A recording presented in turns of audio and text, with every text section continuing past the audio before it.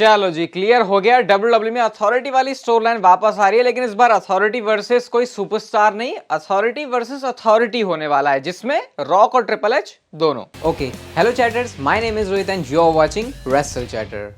तो इस वीडियो में गाइस हम लोग बात करने वाले हैं आज ये स्मैकडाउन के शो के बारे में, जो कि डब्ल्यूडब्ल्यू के प्रेस इवेंट के बाद का शो था। बहुत कुछ आंसर्स हमको चाहिए थे, तो आज उन चीजों की शुरुआत सबसे पहले करते हैं शो पर आके ट्रिपल एच ने जो है शो की स्टार्टिंग करी, और जैसे ही ट्रिपल एच आया ना, उसके बाद जैसे ही वो माइक में कुछ बोलते हैं, निक ऑल्डेस और उनके साथ एडम पियर्स खड़े हुए थे, तो फैंस ने चैंट लगाए ट्रिपल एच के चैंट उन्होंने बहुत सारे लगाए, और ये एक तरीके से फैंस का जेस्चर था ट्रिपल एच को बताने के लिए कि भाई देखो, तुमने हमारी सुनी है तो फिर हम तुम्हें पसंद करते हैं। और आपको बताइए कि ट्रिपल एच इस समय डब्ल्यूडब्ल्यू के क्रिएटिव चीजों को हैंडल करते हैं, वो हेड हैं, तो जो वो डिसीजन लेंगे वही चीज डब्ल्यूडब्ल्यू टेलीविजन पे आने वाली। तो इसके लिए फैंस ने उस चीज को एक्नॉलेज किया। इसके बाद ट्रिपल एच आते हैं और बोलते हैं कि सही में ऐसा फील हो रहा है कि हम रोड टू रेसलमेनिया में आ चुके हैं, क्राउड इतना ज्यादा लाउड था वहां पे। और उसके बाद बोलते हैं कि किक ऑफ हुआ लास्ट डे, और आज मैं काफी चीजें क्लियर करना चाहता हूं।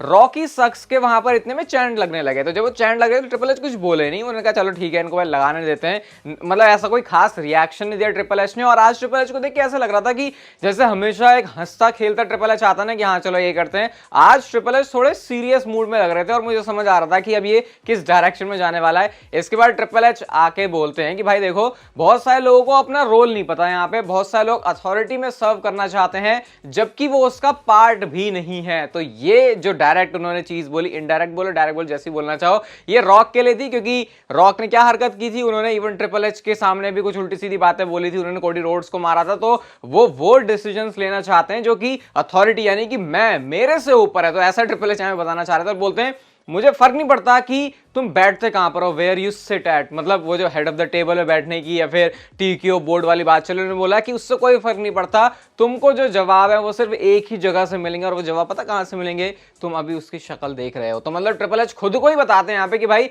तुम कुछ भी कर लो, तुम कैसे भी हो, तुम जो भी अपने पावर्स यूज करो, कुछ भी है, सारी चीजों के जवाब है, सारी चीजें एंड में जाके मेरे पास तक आएंगे, और जब मेरी तरफ से ग्रीन सिग्नल मिलेगा तभी वही चीज अप्रूव होगी। इसके बाद ट्रिपल एच ये भी बोलते हैं कि somewhere on the road we took a hard left turn, यानी उन्होंने एक तरीके से ये भी बताया कि शायद जो वो प्लान कर रहे थे वो प्लान नहीं है, और प्लान में यहाँ पर चेंज है, और प्लान में चेंज किया, आप लोग समझते हो उस बात को। एंड यहाँ पे बोलते हैं in the main event Roman Reigns अपनी चैंपियनशिप को डिफेंड करेंगे अगेंस्ट कोडी रोड्स, और वो वाला जो ग्राफिक है वही फाइनली हमको दिखता है। तो मतलब ट्रिपल एच ने क्लियर कर दिया था भाई कुछ भी है, जो भी भसड़ है यहाँ पे, तो कुछ ऐसा नहीं होने वाला, जो मैं चाहूंगा, जो मैं करना चाहता हूं वही होगा। काफी सारे लोग इस चीज को पसंद नहीं करेंगे, but it doesn't matter if you don't like it. अब ये किसके लिए बोला उन्होंने, मुझे यहाँ पे ज्यादा इसको एक्सप्लेन करने की जरूरत है नहीं। एंड देन यहाँ पे बोलते हैं with that being said, welcome to road to WrestleMania। और इसके बाद क्योंकि वहां पर निक ऑल्डेस और एडम पियर्स खड़े होते हैं, तो निक ऑल्डेस बताते हैं कि अब जो ये सीन है अनडिस्प्यूटेड चैंपियनशिप का शॉट है, अब वर्ल्ड हेवीवेट चैंपियनशिप के ऊपर जरा नजर दौड़ाते हैं, और एलिमिनेशन चेंबर मैच होगा, क्वालिफाई मतलब जो डिटरमाइन करेगा कि सेथ रॉलिंस को कौन फेस करेगा एट WrestleMania। एडम पियर्स ने भी माइक में बोला, और आप नोटिस करना एडम पियर्स ने रॉ वाला माइक पकड़ा हुआ था जिसकी थीम रेड थी। तो इतनी ज्यादा डिटेल्स पे अगर कोई बंदा जा सकता है ना, तो उसके बाद ही ये चीजें होती हैं। यहाँ पे वो नेम्स बताते हैं जो भी क्वालिफिकेशन मैचेस में होंगे एलिमिनेशन चेंबर के लिए, मतलब एलिमिनेशन चेंबर मैच में जाने के लिए भी मैचेस क्वालिफाई करने पड़ेंगे। तो Randy Orton, Bronson Reed, Kevin Owens, Logan Paul, AJ Styles, Miz, Bobby Lashley, Ivar, Drew, Sami Zayn, Dominik का जब नाम लिया ना, तो उस टाइम पर ट्रिपल एच के एक्सप्रेशंस देखना, उनको भी हंसी आ गई थी, जो इतना ज्यादा लाउड हीटेड रिएक्शन उनको मिला था। उसके बाद एले नाइट का भी नाम यहाँ पर था। तो ये सारे लोग जो है कंपीट करेंगे। अब ऐसा करने के बाद ही जो ड्रू मैकिंटायर है वो आ जाते हैं और बोलते हैं कि अरे भाई अच्छी बात है, जैसा मैं सोच रहा हूं वैसे तुम सारे लोग सोच रहे हो, इसीलिए तो तुमने जो मेरी मर्चेंडाइज, जो टी शर्ट मैंने पहनी इतनी ज्यादा खरीदी। और वो अपने आप को डीएम हंक भी बोलते हैं, पता नहीं ऐसी ऐसी चीजें कहां से लेके आ रहे हैं ड्रू मैकिंटायर। एंड देन वो कहते हैं जो भी टी शर्ट से मैंने पैसे कमाए, इसका कोई भी मैं हिस्सा है वो नहीं देने वाला सीएम पंक को। कोडी रोड्स की स्टोरी की बात करते हो कि चलो फाइनली वो स्टोरी जो है फिनिश होने वाली है, अब चलो वर्ल्ड हेवीवेट चैंपियनशिप को बचा लेते हैं। वो दोनों तीनों ट्रिपल एच और सारे अथॉरिटी की आंखों में देख के बोल रहे होते कि अगर उस टाइटल को हमको बचाना है तो मेरे को इसे जीतना ही पड़ेगा, और यही होने वाला है बेस्ट फॉर बिजनेस। अब इसके बाद एजे स्टाइल्स और ड्रू मैकिंटायर के बीच मैच था, और जो भी यहाँ पे जीतेगा वो आगे जाके अब एलिमिनेशन चेंबर के मैच में जाएगा ऑस्ट्रेलिया में जो होने वाला है। ड्रू मैकिंटायर शुरू में जो है काफी मैन हैंडल तरीके से ही मार रहे थे उनको। एजे स्टाइल्स का एक फिनोमिनल फोरम जब आ रहा होता है ना, उस टाइम पे ड्रू मैकिंटायर भाई इतना गंदा गिराया एजे स्टाइल्स को, तो मुझे तो खौफ आ गया था कि कहीं इंजरी वगैरह ना हो जाए एजे स्टाइल्स को। इसके बाद एले नाइट भी क्योंकि कॉमेडी टेबल पर बैठे होते उन्होंने एजे स्टाइल्स के ऊपर ऐसे पानी गिराया, ड्रू मैकिंटायर ने जाके उधर धक्का दे दिया, एजे स्टाइल्स एक बार पिन कर रहे होते हैं, उस टाइम पर एले नाइट क्योंकि खड़े थे तो रेफरी देख नहीं रहा, फिर एजे स्टाइल्स ने एले नाइट को मारा और जब वो पीछे मुड़े तो आ जाती है क्लेमोर किक और उसके बाद आपको पता ही है क्या हुआ, ड्रू मैकिंटायर मैच जो है जीत चुके हैं और अब वो एलिमिनेशन चेंबर का पार्ट होने वाले हैं,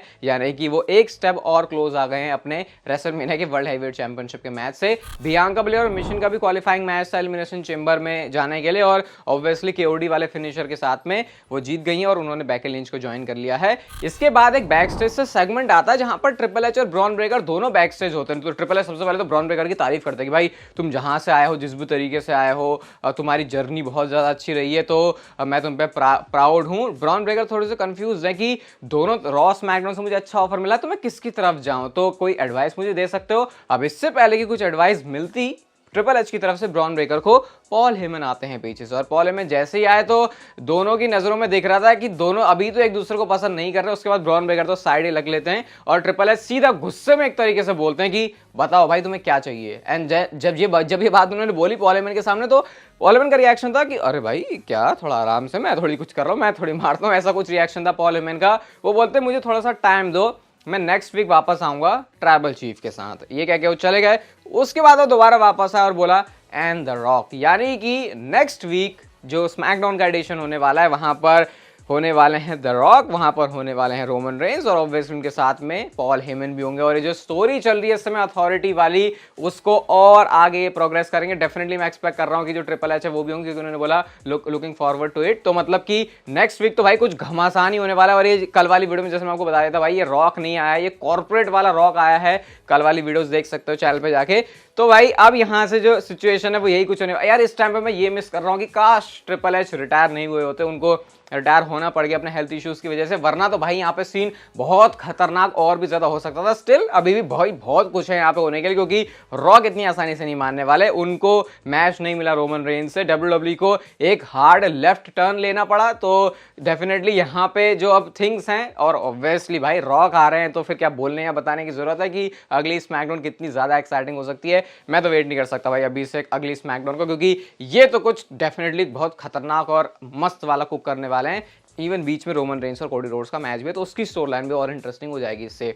इसके बाद गए शो पर हमको बेली दिखती है और बेली आती है तो वो बोलती है भाई बहुत अच्छा महसूस हो रहा है। और ये सालों में बहुत पहली बार था कि बेली एक बेबी फेस की तरह प्रोमो कट कर रही थी, क्योंकि अब तो वो पूरी बेबी फेस ही हो चुकी हैं। यहाँ पे आके उन्होंने बोला कि मुझे यकीन नहीं हो रहा कि लास्ट वीक अभी भी ये हो चुका है। डैमेज कंट्रोल को तो मैंने हमेशा अपनी फैमिली की तरह रखा, मैंने हमेशा उनको आगे रखा, जब भी ऐसे अपॉर्चुनिटी आती थी तो मैं कभी भी सेल्फिश नहीं हुई, लेकिन डैमेज कंट्रोल ने मेरे साथ सही नहीं किया। और मैं कोई इडियट नहीं हूँ, मुझे इतना टाइम से पता चलता था कि जब भी मैं जाती थी ये बोलना बंद कर देते तो मुझे चीजें समझ में आ रही थी। मैं रॉयल रंबल भी जीती तो इन्होंने उसको अप्रिशिएट नहीं किया। तो डैमेज कंट्रोल के बारे में उन्होंने बातें बोली और कहती हैं कि अब मैं ईओ को एक लेसन सिखाने वाली हूं और जो उसको बहुत हार्ड वे में पता चलेगा। इसके बाद डेकोटा काई आती है और वो निकल के बोलती है कि यार तुम मुझे इतने टाइम से अवॉइड क्यों कर रही हो, तुम मेरे से बात क्यों नहीं कर रही। सीधा सवाल होता है बेली का, तुम कहां थी जब लास्ट वीक ये सब हुआ। तो इसका जवाब सुनने के बाद यार मैं डॉक्टर के पास गई थी, वो सेटल करने की चीजें कोशिश कर रही हैं। बेली अब सीधा से सवाल पूछ लेती है कि यार ठीक है तूने बहुत तारीफें कर दी, बता तो किसकी साइड है। तो जब इस बात का वो आंसर देने वाली थी उसी टाइम पे